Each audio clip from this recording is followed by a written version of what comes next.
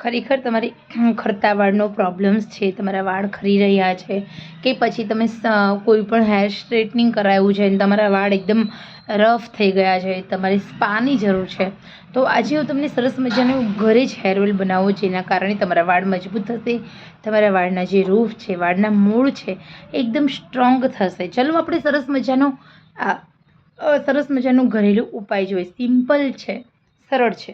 એના માટે તમારે કશું જ કરવાનું નથી. સૌથી પહેલાં શુદ્ધ નાળિયેર તેલ લેવાનું છે.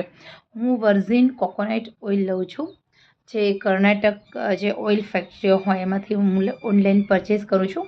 હું કોઈ જ અહીંયા મળે છે જે કોકોનટ ઓઇલ એ નથી યુઝ કરતી, તો એ કોકોનટ ઓઇલ લઉં છું. એકદમ શુદ્ધ હોય છે, એ આપણને જોઈને જ ખ્યાલ આવી જાય છે કે ખરેખર આ કોકોનટ ઓઇલ એકદમ શુદ્ધ છે, ચિકાસ વગરનું હોય, સહેજ પણ ચિકાશ ન હોય. કોકોનટ ઓઇલમાં નેચરલ ઓઇલ હોય, કહેવા પૂરતું જ ઓઇલ છે પરંતુ ચિકાસ વગરનું એ ઓઇલ આવે છે. તો ટ્રાય કરો તમે પણ નેચરલ કોકોનટ એટલે કે ઓઇલ લાવો, અથવા તો કોકોનટ ઓઇલ ઘરે પણ બનાવી શકો છો. હા, બહુ સિમ્પલ હોય છે.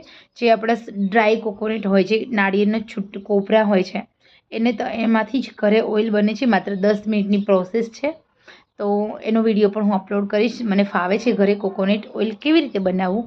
તો જો તમારે એ ઓઇલની રેસીપી જોઈએ તો તમે ચોક્કસ કોમેન્ટ બોક્સમાં જણાવી શકો છો. બીજું કે એક વાટકી તમારે કોકોનટ ઓઇલ લેવાનું છે, એમાં 2 ચમચી મેથી દાણા લેવાના છે અને સાથે મીઠા લીમડાના પાન, સૂકા કે લીલા કોઈ પણ ચાલે, એ મીઠા લીમડાના પાન લેવાના છે. અને કોકોનટ ઓઇલની અંદર કંઈ જ ગરમ નથી કરવાનું, કોકોનટ ઓઇલને નથી ઉકાળવાનું, કશું જ નહીં. આ પહેલી વાર તમે બનાવો ને તો આ તેલને તમારે તડકે મૂકી દેવાનું. 4 થી 5 દિવસ માટે તમારે તડકે મૂકી દો ને પછી તમારે એ તેલનો ઉપયોગ ગાળીને કરવાનો. આ સિમ્પલ તેલ બની ગયું.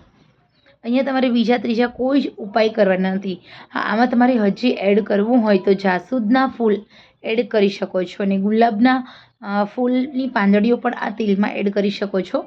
તો પરંતુ તેલ મૂકવાનું છે તડકે, કારણ કે આપણે કોઈ પણ વસ્તુના પોષક તત્વો નાશ ન પામે અને આપણે પોષક તત્વો નેચરલ જોઈએ છે, એટલે તડકે જ રાખો.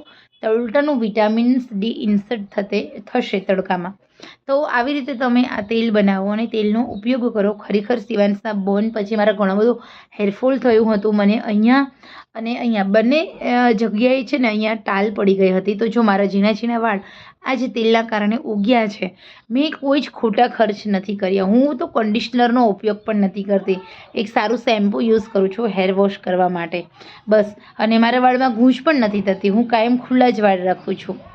એવું નથી કે 1-2 કલાક ખુલ્લા વાળ રાખી શકું છું. મારા વાળ 3 થી 4 દિવસ કન્ટિન્યુ ખુલ્લા હોય. મેં મારા વાળની અંદર ક્યારે હેરપિન લગાવેલી નથી કે કોઈ બટરફ્લાય નથી લગાવતી. જે લોકો મને ઓળખે છે ઘણા બધા વર્ષોથી, આ જ મારી હેરસ્ટાઈલ છે, પણ હું આ જ તેલનો ઉપયોગ કરું છું. મેં કેસ્કિંગ, સેસા, ઘણા બધા ઇન્દુલેખા બધા જ તેલનો ઉપયોગ કરી લીધો છે. ઘણા બધા તેલ મિક્સ કરી ઘરે બનાવ્યા છે, પરંતુ મેં તેલ જે તમને આપ્યું એ તેલ જેવી ઇફેક્ટ અને એ તેલ જેવું રિઝલ્ટ અત્યાર સુધી કોઈ જ મોંઘી જે હેર પ્રોડક્ટ્સ છે મને નથી આપ્યું. તો ખરેખર ખોટા ખર્ચ કરતાં બચો. ઘરે આ એકદમ સિમ્પલ અને સરળ તેલ બનાવી નાખો અને કોઈ પણ પ્રકારના ખર્ચ વગર, કોઈ પણ પ્રકારની માથાકૂટ કે ઝંઝટ વગરનું આ તેલ છે. અને આ જ તેલ તમારા વાળને પોષણ આપે છે, તમારા વાળના જે મૂળ હોય છે મજબૂત કરે છે. આપણા જે માથાના વાળ હોય એ રોજના 100 ખરવા નેચરલ છે, તો સામે 200 ઉગે છે. એટલે તમારા હેર જો એકદમ પતલા થઈ ગયા હોય તો આ ઉપાય ચોક્કસ ફોલો કરો. આનાથી તમને ઘણા બધા ફાયદાઓ થશે. અને ખરેખર એકવાર તમે 1 વાટકી જ આ તેલ બનાવો પછી તમે એકસાથે કિલો તેલ બનાવીને મૂકી દેવાના છો, એની મને વિશ્વાસ છે. અને કદાચ તમને આ તેલ બનાવ્યા પછી ઘણી બધી રીતે ફાયદાકારક થશે. તમે મારા આ વિડીયો છે ને એની લિંક ગોતશો અને કહેશો કે નહીં તૃપ્તિબેન, તમારી વાત ખરેખર 100% રાઈટ છો તમે, અમને પણ તમારા જેવું જ રિઝલ્ટ મળ્યું છે. તો ખરેખર મિત્રો આ સરસ મજાની ઉપયોગી સસ્તું ભાડું છે, સિદ્ધપુર યાત્રા છે. તો ખોટા ખર્ચ કરતાં બચો. આ ઘરેલું અને સચોટ ઉપાય અજમાવો. આ ઘરે જ બનાવો હેર ઓઇલ. લાખો રૂપિયાની દવા સમાન છે આ. સ્પેશિયલી સ્ત્રીઓના વાળ માટે, પુરુષોના હેર માટે પણ ખૂબ જ ઉપયોગી છે. તો ક્યારેય તમારા બહુ હેરફોલ નહીં થાય, ટાલ નહીં પડે.